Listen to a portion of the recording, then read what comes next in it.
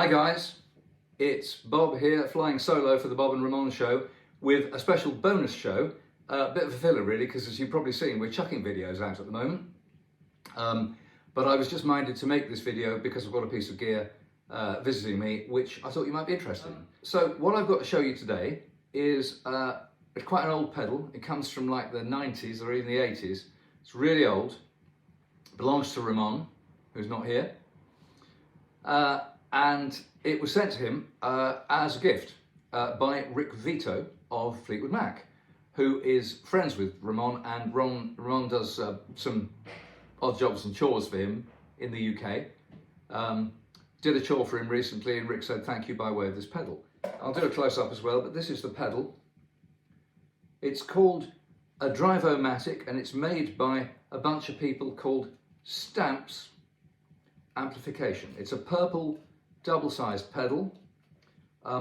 First thing to notice is it's a 9-volt center negative DC, so it's a standard pedal in that sense, but it's a 2.5mm jack socket, so kind of inconvenient because you need a special cable for it, like a clon, and a clon is also, to make it worse, it's reverse polarity as well. Anyway, and this is from a similar era. Now what this pedal is, it's got two buttons. It's got bypass and it's got a selector button.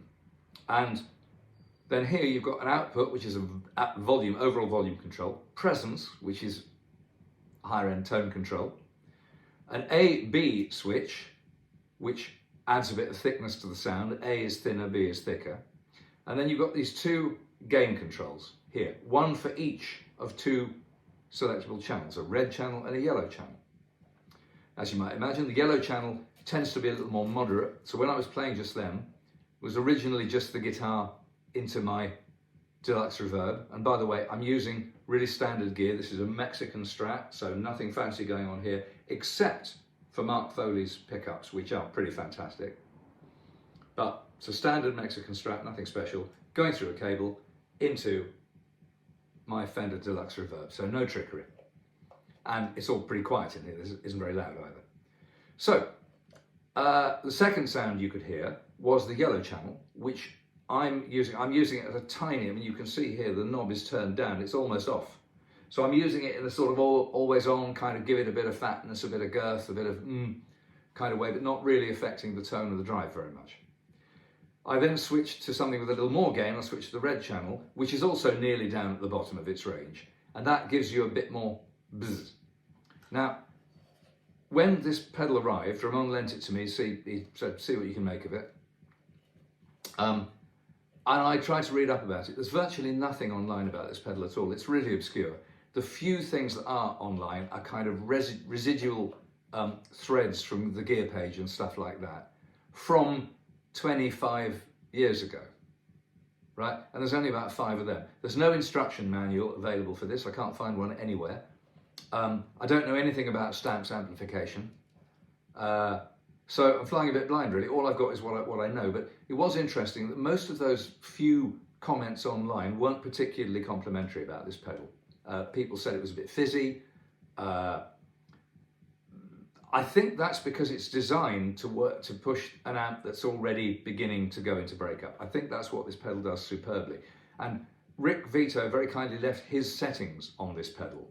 And his settings are even less gain than I'm using, rather more output volume, and quite high presence. So I suspect very strongly from looking at his settings that he was using this to push the front of an amp that was doing most of the tone shaping.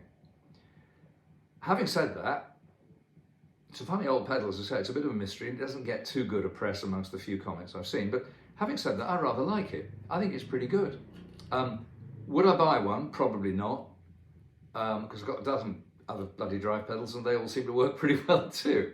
But it's as good as, and it is interesting, it's rather like my Barber Burn unit, which I've had for a long time. I don't use it that often, but every time I do take it out, it sounds wonderful. And that also has two different channels, effectively, two different settings. So you can have a clean guitar, you can have the first setting, which you can use for crunch or a little bit of extra lift, and the third setting where you can really take it into, soaring solo type territory. Really good pedal, really good pedal. And this reminds me of that. It's got even fewer knobs. If anybody out there knows anything about Stamps driver-matics, or even better, has got an instruction manual, I would love to hear from you, because I'd like to know more about this pedal. But I thought I'd show it to you just briefly because it is a bit of fun. What I might do is I might plug it back in now, and I might just try and find a louder, drivier setting to see if that claim about it being a bit fizzy when you really crank it is true. So let's see about how that works.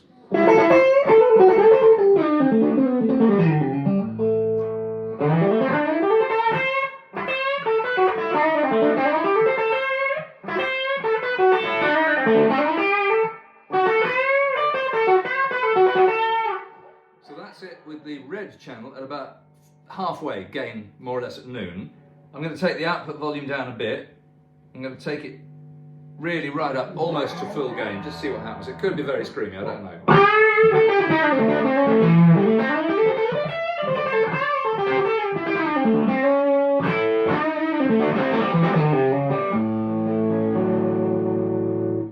So that's on the bridge pickup of this Strat. As I say, no other funny business going on. It's quite an interesting pedal. After about halfway, it doesn't seem to get much gainier. It seems to do what a lot of more modern pedals do, which is like the Rocket Archer, for example. That doesn't really give you much more gain much after noon, but what it does do is it kind of saturates a bit more and you get a few more harmonics, and that seems to be what's going on with this pedal. So I have to say, sight unseen, and it's a beat up old pedal. It's a bit noisy when you step on it and all that stuff, but I have to say, it's a nice sounding pedal. It's quite fun.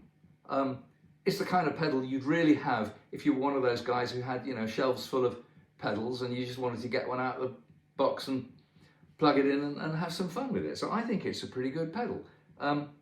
If you can find these second-hand, obviously you're going to have to watch out because they're old, so they could be a bit screwed, but they're not very much money.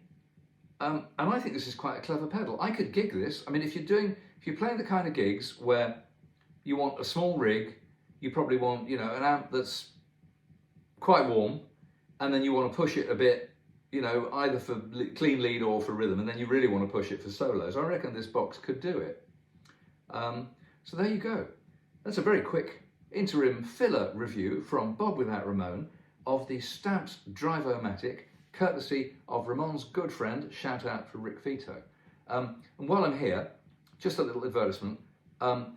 We're in the middle of publishing a series once a week of the shoot that we did up in the north of England with a good friend of ours called Simon. We've published the first 2 videos so far. You might have seen them of some Gibson Switchmasters and then of some thin lines, which went up today. There are several more videos from that shoot that we're going to be editing up, chopping up, editing up and putting out over the next few weeks. So do hold the faith if you're watching this through Rock Bear, which is my channel, fairly small channel, great. If you're watching this through the Bob and Ramon show, which is the bigger of the 2 channels, fantastic, even better. We're nudging towards 1,000 subscribers, which would be nice. So please, if you are watching and you're not already, then please do subscribe and join us. So there you go. So I might just play us out with a bit more of that noodle and see where it takes us. But for now, thanks for watching this quick filler video, and see you back on the Bob and Ramon show next time pretty soon. Cheers.